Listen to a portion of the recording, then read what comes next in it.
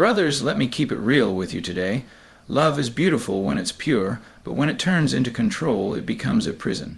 And sometimes, if you're not aware, you'll get trapped in manipulation without even knowing it. This isn't about bashing women. It's about opening your eyes. Because when you understand manipulation, you can walk in truth, set boundaries, and protect your peace. Let's dive into the 6 darkest tactics women can use to control a man. Pay attention, because education is protection. Emotional blackmail. Broken heart. One of the oldest tricks is emotional blackmail. She'll cry when she doesn't get her way. She'll threaten to leave if you don't give in, or even hint at hurting herself if you set boundaries. That's not love, that's control. Real love invites freedom, not fear. If every decision you make is based on avoiding her tears, you're not leading, you're being led. Silent treatment and withdrawal of affection. Face without mouth. When a woman wants to control, she might shut down, ignore you, or withhold intimacy until you bend. The silent treatment isn't healthy communication, it's punishment. A relationship should be built on conversation, not manipulation. Don't chase peace by selling your voice. Guilt. Tripping and playing the victim. Performing arts. She'll twist situations to make everything your fault. Even when she's wrong, you'll end up apologizing. After everything I've done for you becomes her anthem. Brothers, guilt is not a tool of love. If you're constantly made to feel like the villain, that's a trap. Financial manipulation. Money, bag money, is power, and sometimes women use it to control. If she depends on you, she might play helpless to keep you locked in. If she earns more, she might belittle you to keep you under her thumb. Either way, financial manipulation creates bondage. True partnership should be about teamwork, not leverage. Gaslighting and mind games. Cyclone gaslighting is when she denies your reality, makes you question your memory, or spins the story until you doubt your own sanity. That never happened. You're too sensitive. Or you're crazy. Brothers, when someone makes you doubt what you clearly know, you're in the web of control. Using love and intimacy as a weapon. Red. Fire. Love is supposed to be the safe space. But when she uses affection as a bargaining chip, giving it when you obey and withholding it when you don't, that's manipulation. Real intimacy is a gift, not a tool of control. Brothers, understand this knowledge is power. Not every woman uses these tactics, but some do. And if you don't open your eyes, you'll mistake manipulation for love. A queen doesn't need to control you. She walks beside you. If you're in a relationship where manipulation rules, it's not love, it's bondage. Protect your peace, guard your purpose, and don't let anyone control you through darkness. Emotional blackmail is one of the most powerful and destructive forms of manipulation that a woman can use, because it plays directly on a man's natural desire to protect, provide, and keep peace in his relationship. A good man doesn't want to hurt the woman he loves, so when she begins to cry, threaten, or use her emotions as a weapon, he feels cornered. He starts believing that the only way to maintain love is by giving in, even when it goes against his values or his better judgment. That's how emotional blackmail gains power, because it's not physical chains that hold him down, it's invisible strings tied to his heart. You may have experienced this in subtle or obvious ways. Maybe every time you said no, she broke down into tears, making you feel like you were cold or heartless. Maybe she said things like, if you really loved me, you would do this for me, putting you in a position where your love was constantly tested and measured by her demands. Or perhaps she threatened to leave you, withdraw her affection, or even hinted at self-harm if you didn't give her what she wanted. In those moments, you weren't making a free choice, you were making a forced choice under pressure. That's not love, that's control wearing the mask of love. The danger of emotional blackmail is that it creates a cycle. Each time you give in, you reinforce her behavior. She learns that tears, threats, or ultimatums get results, so she keeps using them, and you, as a man, slowly lose your ability to lead, to set healthy boundaries, and to stand in your truth. Before long, you're no longer making decisions out of clarity. You're making decisions out of fear of her reaction. That's not partnership, that's manipulation. Now, don't get me wrong. I'm not saying that every tear a woman cries is manipulation. A woman has the right to feel, to express pain, and to be vulnerable, but there's a difference between genuine emotion and emotional blackmail. Genuine emotion comes from the heart. It seeks understanding, healing, and connection. Emotional blackmail, on the other hand, comes from a place of control. It seeks compliance, obedience, and power. The key is discernment. A man has to recognize the difference and not allow his compassion to be turned into chains. Brothers, when you see this pattern, you must draw a line. You cannot afford to let guilt dictate your decisions. You have to lovingly but firmly say, I understand how you feel, but I will not be manipulated. Boundaries are not cruelty, they are protection. And when you stand firm, one of two things will happen. Either she will respect your strength and grow, or she will leave because she can't control you anymore. Either way, you win because you refuse to let emotional blackmail run your life. At the end of the day, real love doesn't demand compliance through fear. Real love invites trust, respect, and freedom. If tears are used as a weapon, that's not love, it's manipulation. And as men, we must rise above it, stay rooted in truth, and refuse to be controlled by fear disguised as love. The silent treatment is one of the most common and damaging manipulation tactics because it attacks the very core of communication in a relationship. Love can't survive without communication, but when a woman decides to withhold her words or her affection to control you, she's not solving problems, she's creating distance and power struggles. You have to understand that silence is not always peace. Sometimes silence is punishment, and when silence is used as a weapon, it slowly breaks you down. Think about it. You say something she doesn't like, you stand your ground on an issue, or you refuse to give in to her demands. Suddenly, she shuts down, no conversation, no eye contact, no intimacy. She might ignore your calls, stop responding to your texts, or even act like you don't exist in the same house. For a man who genuinely loves his woman, that kind of withdrawal feels like rejection. It eats away at your confidence, it makes you second. Guess yourself, and it leaves you scrambling, thinking, what did I do wrong? Before you even realize it, you're apologizing for things you didn't do just to restore peace. That's how the silent treatment controls you, because it creates an imbalance of power. She positions herself as the one who gets to decide when love, communication, or intimacy is available. And you become the one constantly chasing it, desperate to break the silence. Brothers, that's not love.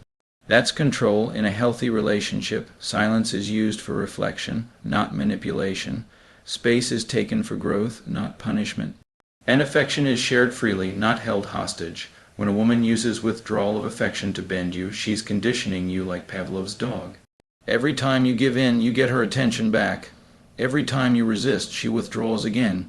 Over time, this pattern trains you to comply automatically because you fear losing her warmth, her presence, or her intimacy. That's why it's so dangerous. It doesn't just control your behavior, it reshapes your thinking. You stop making decisions based on what's right, and you start making them based on what keeps her close. Now let me be clear, everyone needs space sometimes. We all need moments of quiet, but there's a difference between healthy space and manipulative silence. Healthy space says, I need time to think, let's revisit this when we're calm. Manipulative silence says, I will punish you by cutting you off until you obey. And that's a huge difference. The only way to break free from this trap is to refuse to chase her silence. Don't beg, don't grovel, don't fold just to earn back what should never be taken away in the first place. Stand firm, communicate when she's ready, and make it clear that love cannot survive when affection is used as a bargaining chip. Because real love doesn't disappear when you disagree. Real love talks it out, works it out, and grows through it. The moment affection becomes conditional, you're no longer in a relationship. You're in a negotiation. And love was never meant to be a business deal. Guilt is one of the strongest chains a person can put around your neck because it doesn't just affect your mind. It weighs on your heart. When a woman uses guilt, tripping to control you, she makes you feel responsible for her emotions, her happiness, and even her mistakes. Instead of holding herself accountable, she flips the script and makes you the villain. That's how playing the victim becomes a weapon. It's not about truth, it's about control. You'll hear phrases like, after everything I've done for you, this is how you treat me. Or, I gave up my dreams for you, and you can't even do this one thing? Those words are meant to cut deep, to make you feel like you owe her something, even when you've already been giving your best. You find yourself apologizing just to calm her down, even when you know in your spirit you didn't do anything wrong. That's the power of guilt. It shifts the responsibility off her shoulders and drops it on yours. When a woman plays the victim, she turns every disagreement into a drama where she is the one who is hurt, betrayed, or unappreciated. Even when she's the one at fault, somehow, by the end of the conversation, you're the one apologizing. And if you don't give in, she'll paint you as cold, heartless, or selfish. Brothers, that's not accountability, that's manipulation. Because accountability is about two people taking ownership, not one person always carrying the blame. The danger with guilt tripping is that it eats away at your confidence and self-worth. The more you accept the blame that doesn't belong to you, the more you start to doubt yourself. You begin to wonder, maybe I am the problem. Maybe I'm not doing enough. Maybe I am failing her. Before long, you're living under constant pressure, bending yourself into shapes that don't even look like you anymore, just to avoid the guilt she throws at you. And the sad part is, when guilt becomes the foundation of your relationship, love can't breathe there. A healthy woman, a real partner, doesn't need to play the victim to be heard. She communicates her needs directly, she expresses her pain honestly, and she holds herself accountable for her role in the relationship. But when a woman uses guilt and victimhood to control, what she's really saying is, I don't want to grow, I just want to get my way. And that's dangerous because growth can't happen where truth is being suffocated. The way to break free from guilt tripping is to stop carrying blame that isn't yours. You have to look her in the eye and say, I hear your feelings, but I will not take responsibility for something I didn't do. You must separate empathy from accountability. You can care about how she feels without accepting false blame. That's how you stand your ground without becoming cold. At the end of the day, love is not about making the other person feel guilty until they break. Love is about truth, accountability, and mutual respect. If guilt is being used as a leash, it's not love. It's control, and real men walking in purpose cannot afford to live under the shadow of someone else's blame. Money has always been tied to power, and in relationships, it can become one of the darkest tools of manipulation. When a woman chooses to use finances to control you, it's not about love, it's about leverage. It doesn't matter whether she's the one depending on you financially or the one holding the financial advantage. In both cases, the goal of manipulation is the same: to make money the chain that binds you. If she depends on you, she may present herself as helpless, always in need, always unable to survive without your support. On the surface, it may look like dependence, but at its core, it's control. Because the more you do, the more you give, the more you sacrifice, the more trapped you feel. She'll make you believe that if you ever stop providing at the level she demands, you're abandoning her, failing as a man, or proving you don't love her. Suddenly, your value in her eyes isn't based on who you are, but on what you can provide. That's not love. That's transactional bondage. On the flip side, if she's the one who earns more, the manipulation may look different, but feel just as toxic. She may belittle you, remind you of her financial advantage, or use her income as a weapon to silence your opinions. You don't pay the bills, so you don't get to talk. Or I make more than you, so you should be grateful I even keep you around. Words like these are meant to shrink you, to make you feel small, to strip you of your voice. Instead of being a partnership of equals, the relationship becomes a hierarchy where money is the throne and she's sitting on top of it. The danger of financial manipulation is that it makes love conditional. Instead of affection being freely given, it's tied to what you earn or what you spend. Instead of respect being mutual, it's measured against dollar signs. And when money becomes the foundation of love, the relationship will always be unstable, because money can change, but real love should not. Brothers, you have to understand, financial manipulation is not about money, it's about control. It's about making you believe that your worth is tied to your wallet. And the moment you start believing that lie, you lose yourself. You stop being a man of purpose, and you become a man enslaved to provision. Breaking free from this trap requires wisdom and boundaries. If you're the provider, you have to learn to separate love from obligation. Provide out of love, not out of fear, and don't allow money to become the only thing you bring to the table. Your leadership, your character, your presence matter more than any paycheck. If she earns more, don't let her income silence your purpose. Money doesn't define your value, and it should never give one partner the right to control the other. At the end of the day, money is just a tool. In the right hands, it builds. In the wrong hands, it manipulates. Real love isn't measured by what's in your bank account. It's measured by respect, partnership, and unity. Any love that requires financial chains to survive isn't love at all. It's control disguised as security. Gaslighting is one of the most dangerous manipulation tactics because it doesn't just affect your relationship, it attacks your mind. When a woman gaslights you, she twists reality until you start doubting yourself. She denies what really happened, rewrites the story, and makes you question your memory, your judgment, even your sanity. And once you lose trust in your own mind, she has full control. Because if you can't believe yourself, you'll believe her. It usually starts small. You might point out something she did or said, and she'll respond with, "That never happened," or "You're remembering wrong."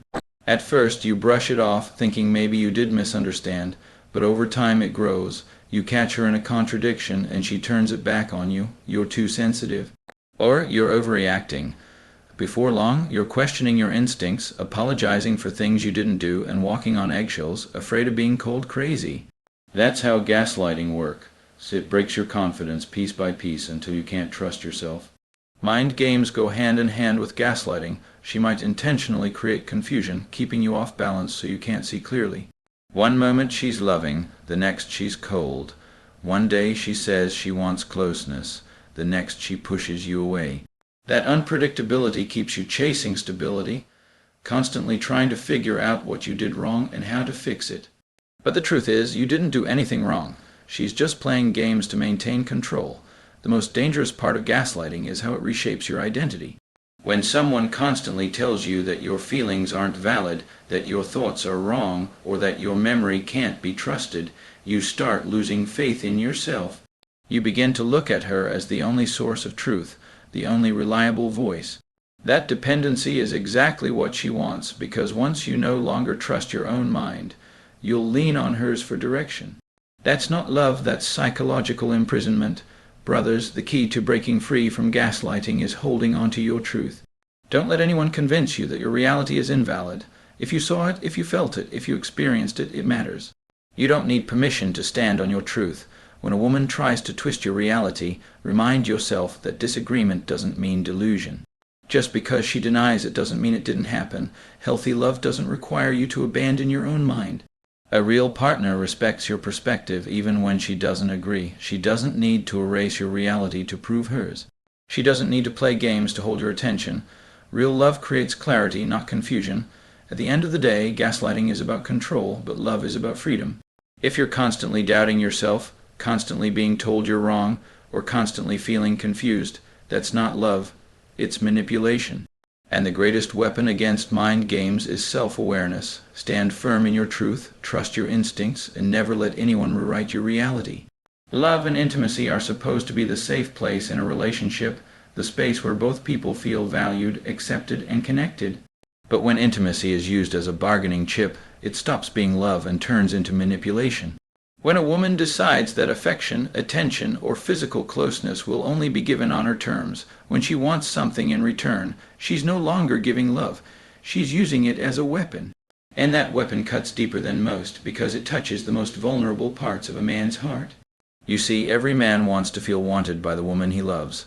Affection reassures him that he's enough, that he's accepted, that he's not alone. But when intimacy is withheld intentionally, he begins to feel starved for love.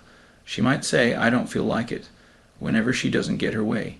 She might withdraw her affection until you apologize, give in, or meet her demands. The message is clear: love is conditional. And once love becomes conditional, it's no longer love, it's control. This kind of manipulation doesn't always happen in obvious ways. Sometimes it's subtle, like giving the cold shoulder, avoiding touch, or withholding simple gestures of warmth until she's satisfied with your behavior. Other times it's bold, with direct statements like, "If you really cared, you'd do this for me." Either way, the effect is the same. Your sense of worth becomes tied to her approval, and you begin to compromise yourself just to earn back her affection. The danger here is that when intimacy is weaponized, the relationship becomes a transaction. Love is no longer a free exchange of giving and receiving. It turns into a reward and punishment system. Do what she wants and you're rewarded. Refuse and you're punished with distance.